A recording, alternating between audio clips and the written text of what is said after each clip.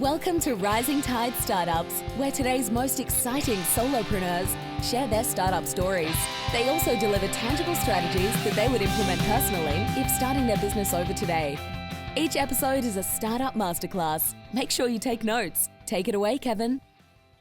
This is Kevin Pruitt with Rising Tide Startups, and my guest today is Nick Stagge. Nick, thanks for joining us on Rising Tide. Thanks for having me.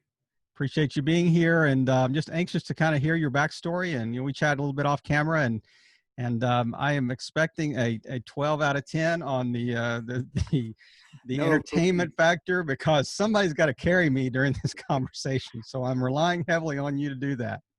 I always try to set the bar really low. This is the episode if you haven't listened to all of your other episodes, don't listen to this one yet. That's right. Or maybe listen to this one first. That's right. Right. It only gets better with time. It only gets better from here. That's right. Yeah, absolutely not. I'm not going to let you off that easy. So tell our listeners a little bit about yourself. Yeah, I'm recently CEO at VidArmy, a video production agency that is focused on making video accessible to everyone and every company, regardless of size. And we take a different approach from most video agencies out there. We're really focused on being transparent with pricing and making video affordable. We're really focused on improving process and leveraging technology to make it as easy as possible as it can be. And we're still highly focused on delivering top quality, professional grade content that helps companies tell their stories and drive their goals and ambitions. So it's been a really fun, I think I might be coming up on 4 months right now. And it's just been an incredibly fun and rewarding 120 days so far. So obviously you're ready to write a book on leadership and lessons learned over the 20 years or 4 months of leadership experience you've got. But go a little deeper dive. Tell us about family. Tell us about how you kind of led into VidArmy, and what was the path leading up to that? Yeah, I will say my leadership book is all the things not to do. A lesson. A shortcut to good management. Yeah. So more importantly than work, I've been married for almost 20 years now, and we have 4 beautiful kids. My wife just couldn't keep her hands off me, so we have anything from a 16-year-old, and boy, let me tell you, trying to teach her how to drive. I might not make it alive out of 2020, but it won't be because of all the stuff that's happening in the world. It'll be because I'm teaching her how to drive. Closer to home, yeah. Yeah, and we have all the way down to a little 5-year-old.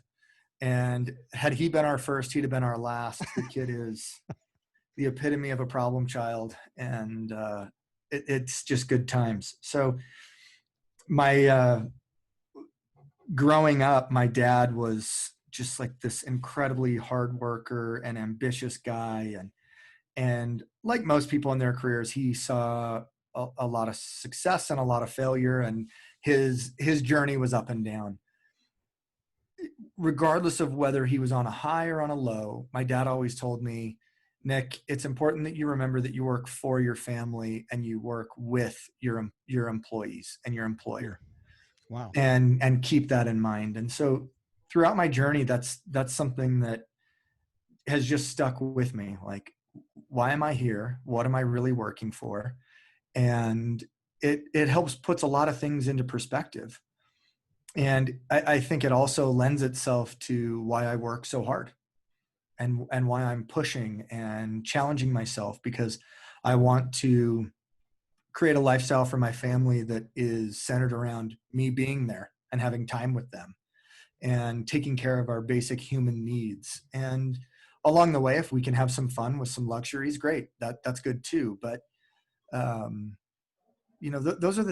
that's the thing that gets me up and out of bed and driving towards disrupting the video agency at VidArmy, or working on building the first of its kind advocacy marketing platform at GoPro, or wherever I've been in the past. It's been kind of the engine under the hood, if you will, for a really terrible analogy, that has just got me up and running. And I've had this very wild career where I've done 10 years in retail.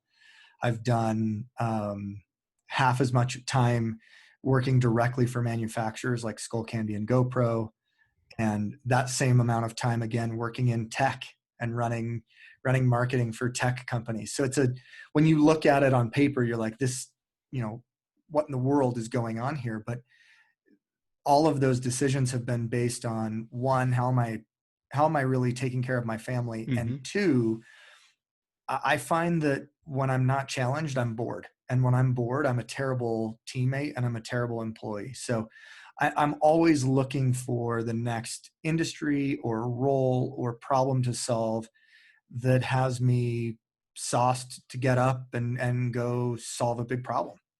I was going to ask you, because when you said that, before we kind of get to talking about VidArmy, I'm really curious, because I asked this question a lot to guests on the podcast about the whole idea of how important is it to be passionate about what you do.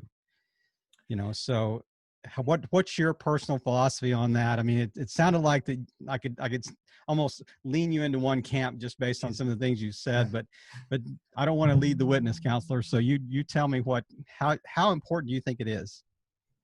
I think it's everything. Legitimately, I had a friend text me today and say, when do you know it's time to start looking for a new job? And my answer was, I think, fairly simple, but it's something I believe just to the core of me. And that is, you want to run towards something new. You don't ever want to run away from something. Mm. And because when you're like, I'm bored, I'm not passionate about this, and I just have to get the heck out of here, you end up making a bad decision.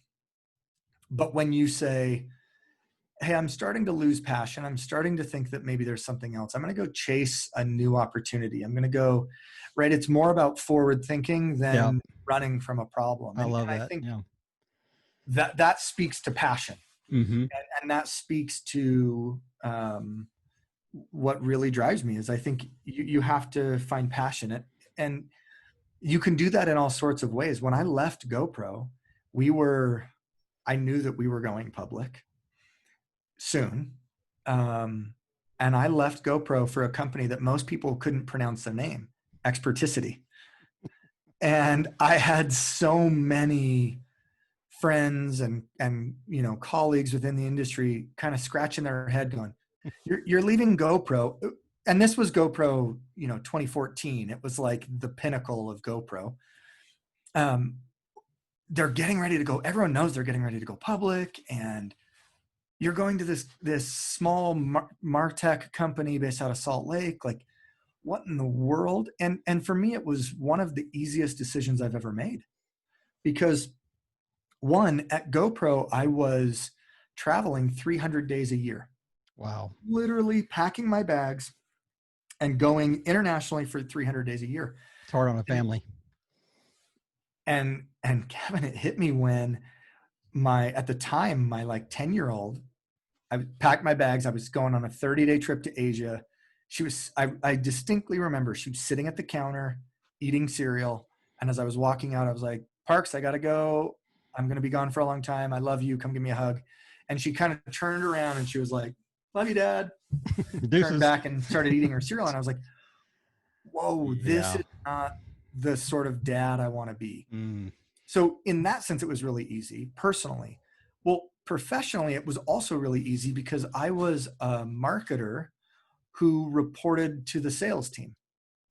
So from a sales from the organization I worked within, my glass ceiling was pretty much, I was there. Mm-hmm. And in order for me to grow outside of that glass ceiling outside of that ceiling at GoPro, I was going to have to get into marketing. But I was an outcast to the marketing team because I had been in the sales department. Yeah. So it felt like, wow, I am capped here. I can't really truly grow and challenge myself. And I was still challenged at that moment, but I saw the future being something where it was stagnant and it wasn't exciting.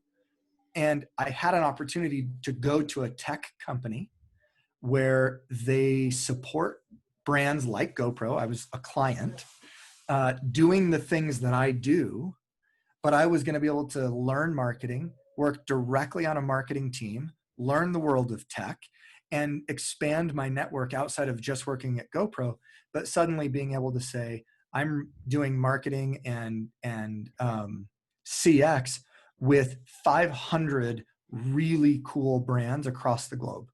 To me, it was like, it's so easy. It's so easy to make this decision. I'm curious though, like, you know, you almost describe your career path like, you know, throwing your resume in a blender, you know, type thing. So I can, that's the analogy I got when you were talking about, well, I was this and I was this and I was this. And you know, there's no really clear, you know, consistent pathway, but in essence, there really was. I mean, one built on the next. And as you look back, I mean, I think of everything you mentioned almost prepared you in some way to be sitting right there in that chair talking to me right now. But what was the main driver of starting a video company? Like if you look back at all of the, you know, jobs you had, what was the thing? Was it working at GoPro? Was it working at this marketing company? What was it that you think really prepared you to lead a video company?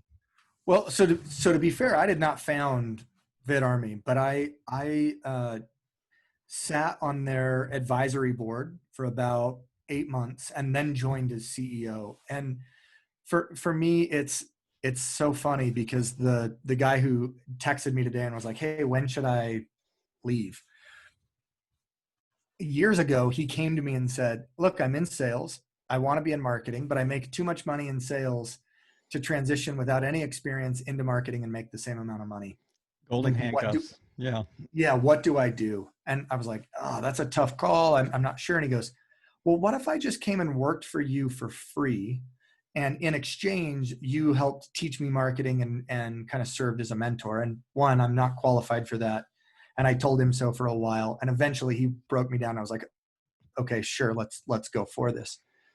But what's so interesting about that is I went home to my wife and I was like, you got to hear this story. Like how incredible that this guy's taking that sort of risk and making this dream a priority of his. And she flipped that around on me and she said, well, look, okay, you're a CMO of a tech company, but what is it that you want? And are you willing to make those same sort of sacrifices to get there?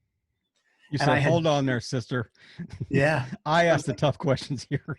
That's right. Ouch. That, I don't know if that hurt. I mean, but I definitely married up. My wife is incredibly smart and intuitive. And so I told her, well, I think I want to be a CEO and maybe just, you know, be an advisor on a board of a fun, creative company. And as I said that, I realized, oh my gosh, I just hired VidArmy to run videos for me. And I really love this. And I think I could help them. So I went to VidArmy and I said, I want to sit on your board as an advisor and I'll do it for free. And I want the experience and I'll put a whole bunch of effort into it to make it work for you guys. And they said yes. And 8 months later, they came to me and said, we realize that we have grown to a point where we need someone with more experience to step in as CEO and lead. We know that you don't have CEO experience, but we think that you have that capability and we know that you have that ambition. What do you say? And you work for free. So, I mean, it's a win-win. Right. That's right.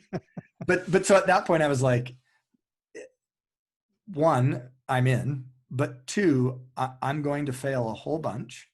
I'm going to make a whole ton of mistakes. And I would, as an advisor to VidArmy, I would advise that you don't make this decision.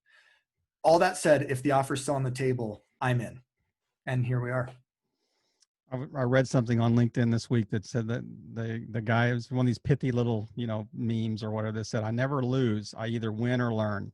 That's so good. And I thought, you know, that there's a lot of truth to that. And it's more of a mindset, I think, than it is actually, you know, maybe in actuality, but just to have that perspective that says, you know what, if in baseball, if you are 1 out of 3, you're a Hall of Famer.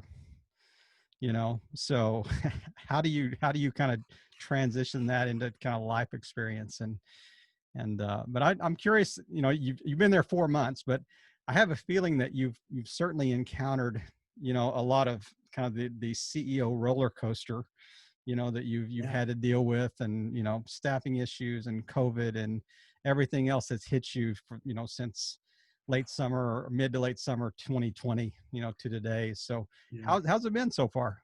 Well, your roller coaster is a good way of saying it. We've had um, we've had ownership change, where we've had one of the three co-founders, where we've essentially bought out of the business, and you know, he had an enormous impact on what VidArmy was, and it was hard to see him go, but it was also, I think, the right thing for both VidArmy and him.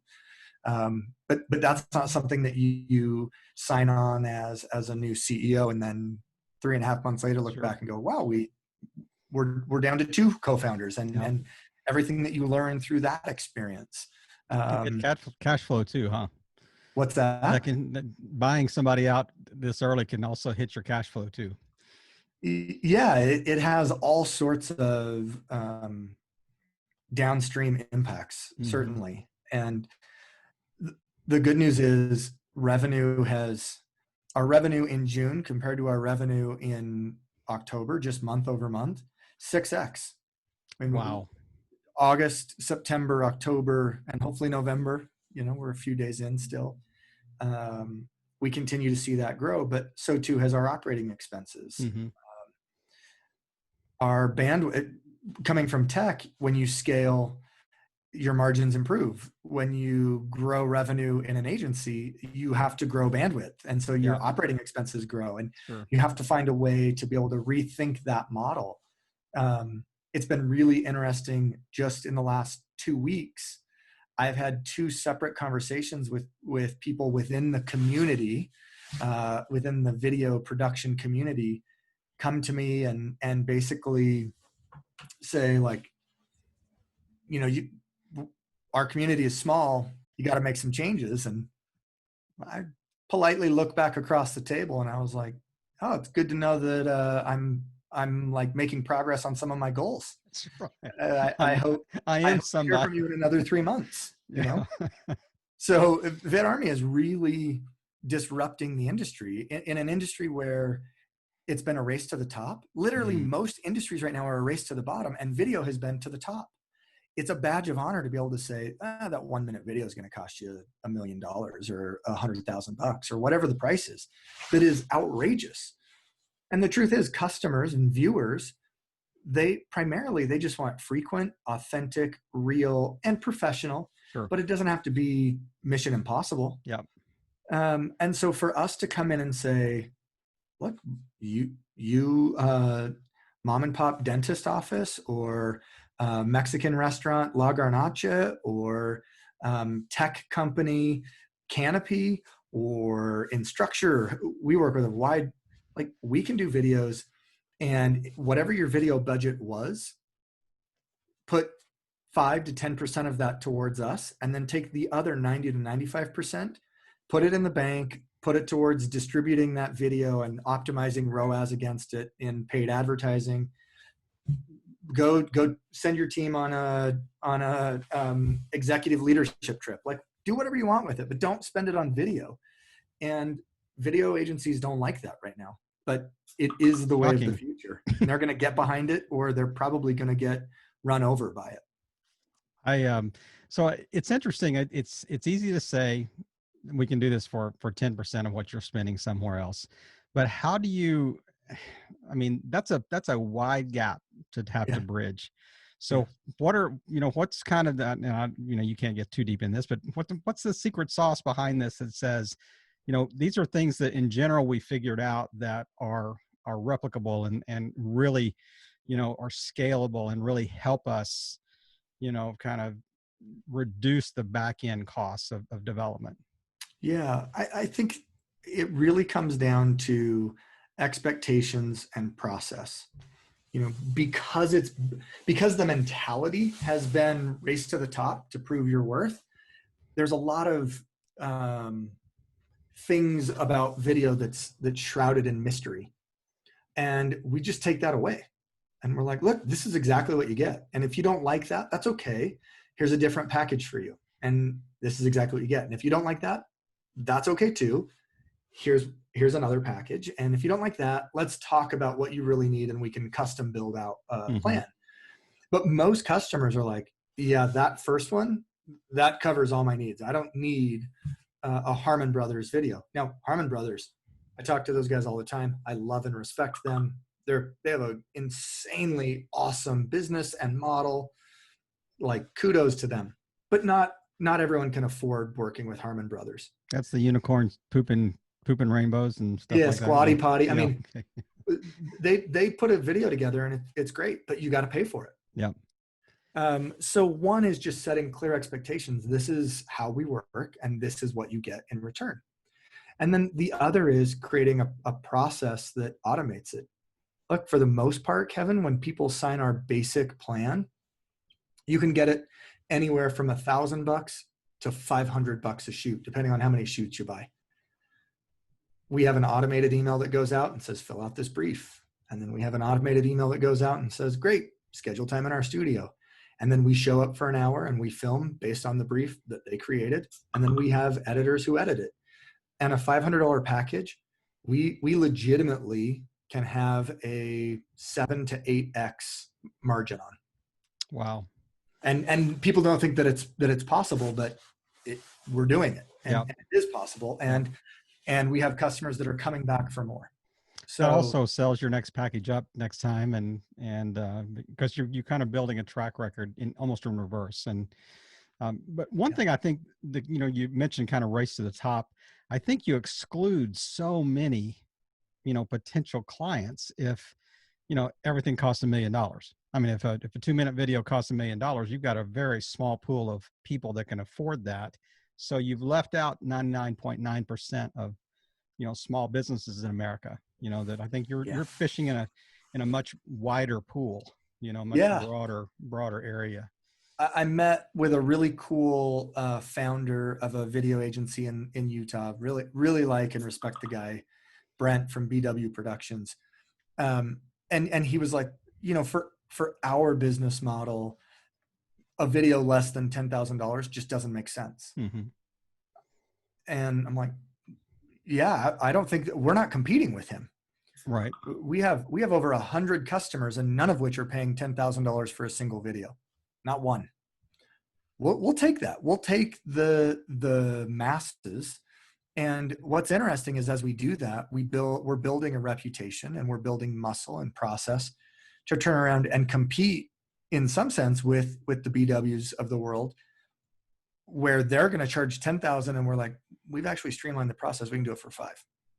Mm-hmm. And because our margin on the other things are so great and we're making it there, we can afford to come down a little bit lower because our blended margin is really strong still. Yeah.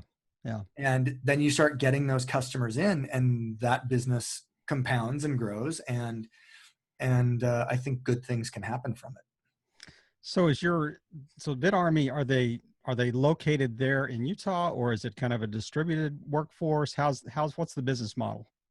Right now, our team, we have our VP of operations in North Carolina, mm-hmm. and everyone else is based in Utah. We would love to, and it is a vision of ours, to have production teams based all over the country. And to do that where we have a DP and an AC and a grip in Flint, Michigan and Scranton, Pennsylvania, and wherever. But our home office hub with sales, marketing, editing, pre-production is all here in Utah. Mm-hmm. And we can scale that really quickly. But when I came to VidArmy 4 months ago, one of the goals that they had given me, the founders, was we want to be in another market by the end of the year. And it was the first thing where I was like, no, I disagree, and here's why. Our process is not simple enough yet. It's not operating quickly enough. And to me, moving from Salt Lake to a sister office in Arizona is kind of like a young couple experiencing relationship problems who think getting married is going to solve them. Mm, You know, I'm yeah. like, let's fix the relationship here and then let's get married, and then let's have a great marriage and then have a baby. Right. And so we're working on it, and we're building in Utah something that we think and are planning on recreating across the country. And that's when the VidArmy business model goes from good to great, when we can start making that happen. What about internationally? Have you looked at, trying to attract talent from, Europe, from East Asia? What about incorporating a broader scope, or are you really focusing more just on the U.S. market? Even, I mean, from labor and from marketing standpoint. Yeah. From I will say we just did work with a company based out of Beijing, and they sent us their product and we filmed here. Mm, So we're okay working with customers in Beijing, or we have a shoot next week, a company based out of Manhattan, but we want to film here. We want to do our work in Utah at the moment. I think it's important that we keep our eye on how we deliver right now, and we don't get too far ahead of ourselves. Now, we have grandiose visions. sure. And some of which are very well thought out, and some of which are a little hazy still. But I think we need to do Salt Lake first, and then surrounding markets, Phoenix, Denver, Las Vegas second. And then, maybe we look at something like Toronto or Vancouver, and Right. we inch our way along, and it doesn't mean that we have to do that slowly, but I think we have to do it strategically before all of a sudden we're like, yep, we got a video house in Amsterdam. Yep. There's just so many variables that come with that become really tough. So as a disruptive force and kind of a market that like you said is racing to the top, what is the competitive advantage? Is it just, first to market in this new way of doing things? I mean, what's proprietary? What's keeping somebody from saying, hey, that's a great business model, we're just gonna be, VidArmy, we're just gonna do it like they do it, Sorry, I then remembered this is a family friendly show. But I think the answer is just guts. Yeah.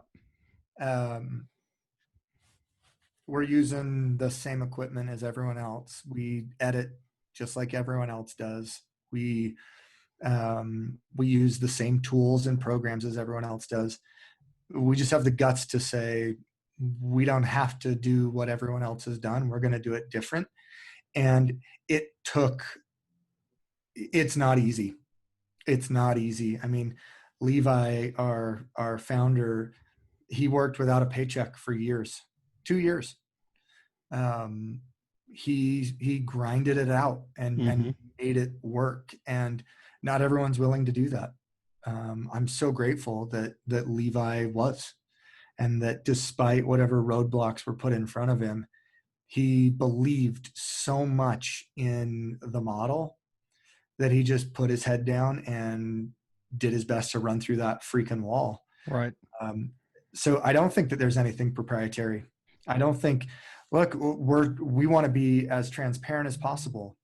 Call us. We'll tell you what our plans look like. We'll tell you what our pricing options are. Like, it's $1,000, $2,000, or $3,000, depending on the package. The more you buy, the better the discount. Like, that's a part of it, is we're being transparent. We don't have to hide behind it.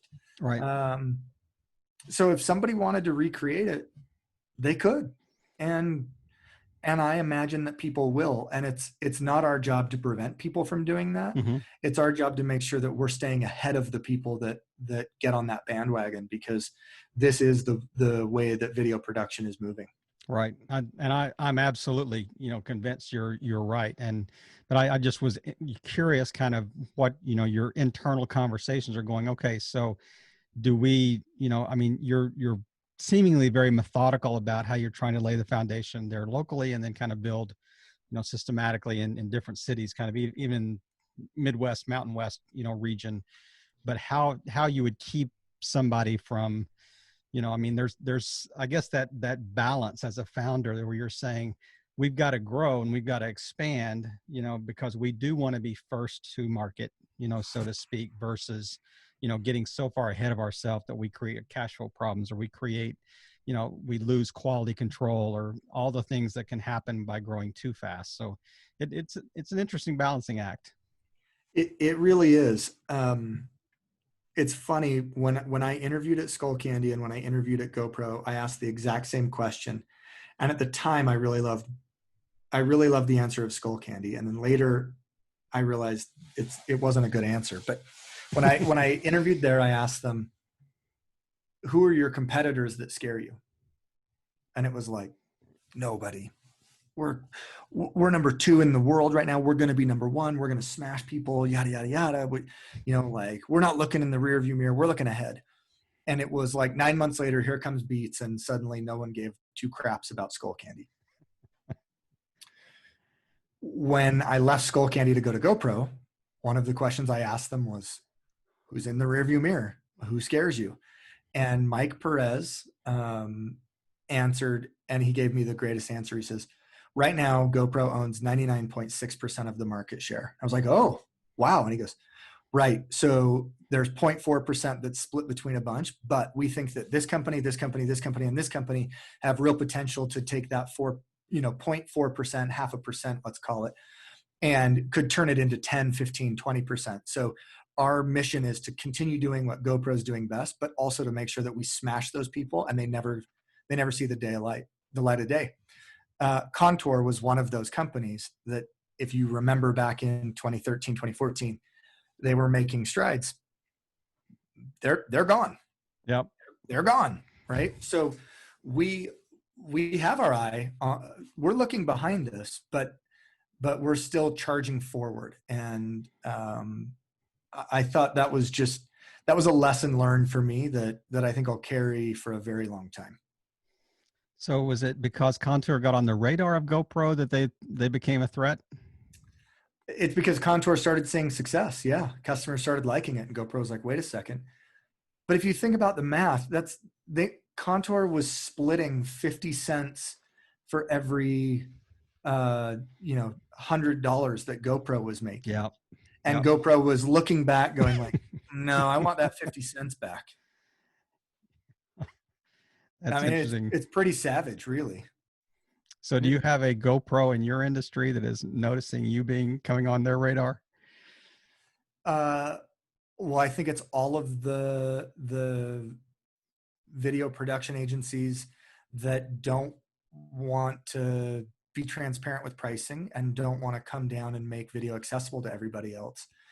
But I think there's a level of, I don't want to use the word arrogance, but I think there's this level of disbelief that our model is real and that it's sustainable. And look, like, as long as they want to believe that, that's just better for us. Absolutely. It helps us widen the gap between them and us. And hopefully by the time they realize, it's too late for anybody to come and really, really smash us into the ground. Mm-hmm. There will be competition. There will be other agencies that do this and do it well.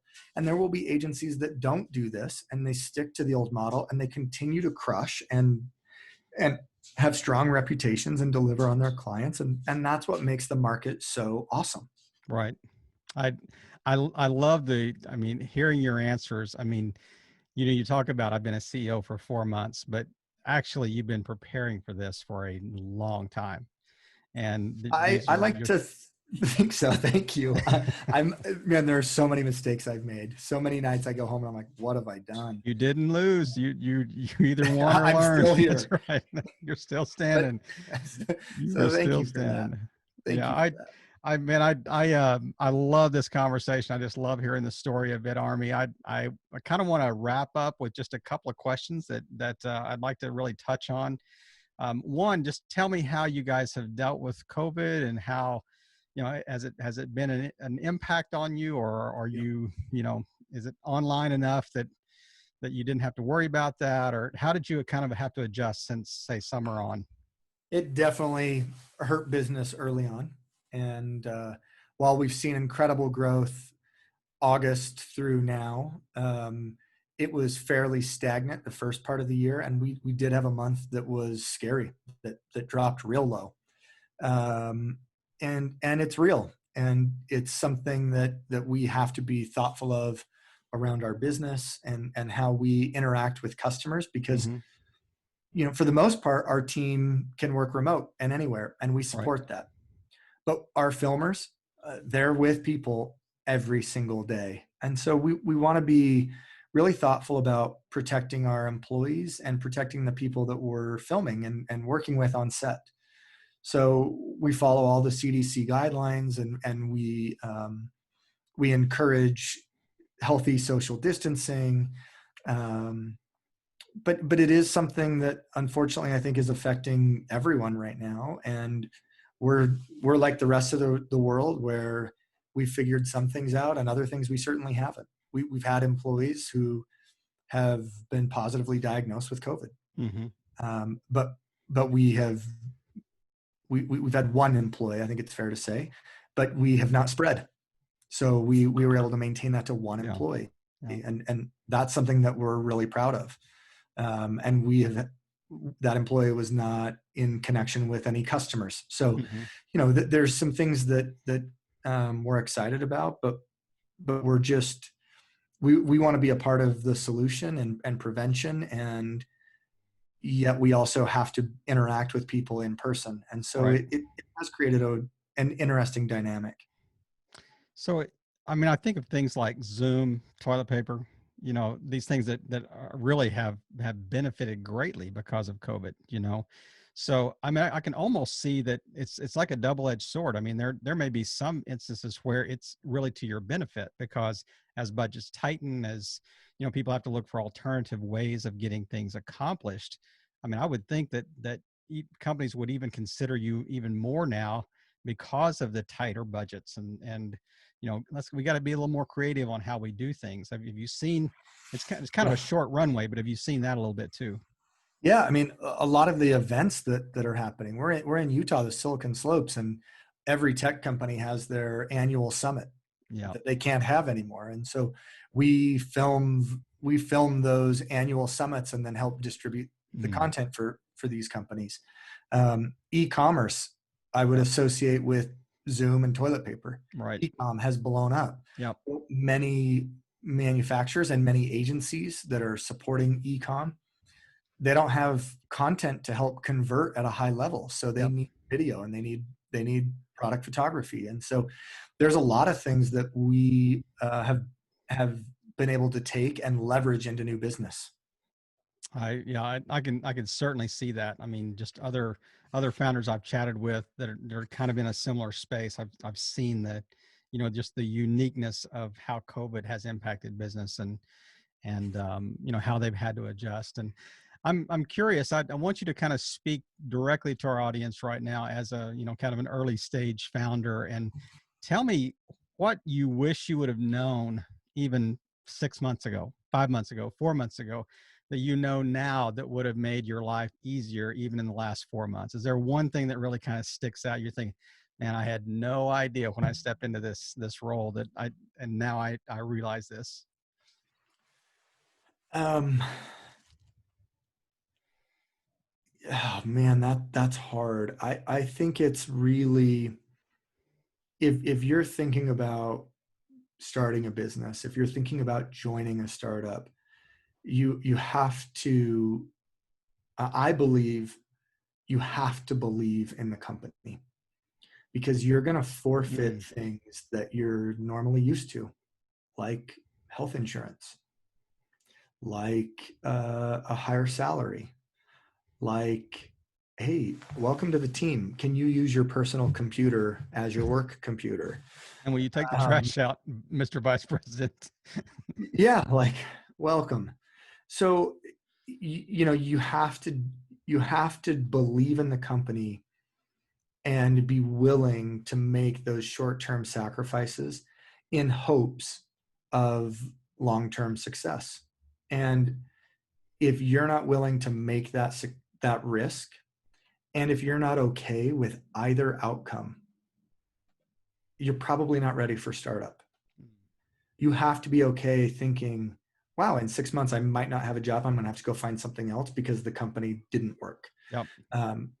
You simultaneously have to be okay thinking to yourself, in 6 months, I'm still going to be working a ton of hours and sacrificing financially and in these other ways, but it's because we're growing, and there will be that payout. And that payout doesn't necessarily have to be financially, although I think it could and probably should be. But it is very much a razor thin edge. And if you're not ready to fully commit, don't do it. Wow. It's interesting. I had not told Nick that I was going to ask that question beforehand, so that was kind of on the fly. That is really a great answer. I really appreciate you kind of as you wrapped us up today. So tell folks where the best place to find you online, and also maybe drill down a little bit and kind of like who's an ideal client that might be listening that might benefit from your services. Yeah. An ideal client, man, anybody.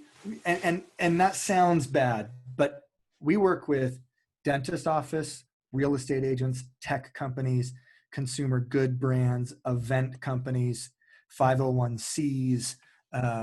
We work with e-com only companies. We work with agencies. If you have a company, you need to tell your story to your customers.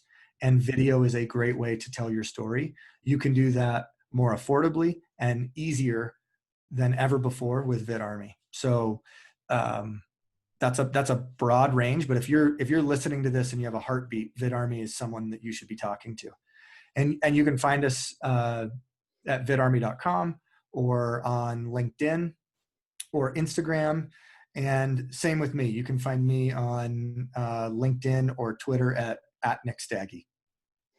That is VidArmy, VidArmy.com is the website that you need to go to. And Nick, it's been a pleasure talking to you. I hope you get to maybe enjoy the slopes of Utah this weekend. And is there snowfall out there? Do you have snow on the slopes?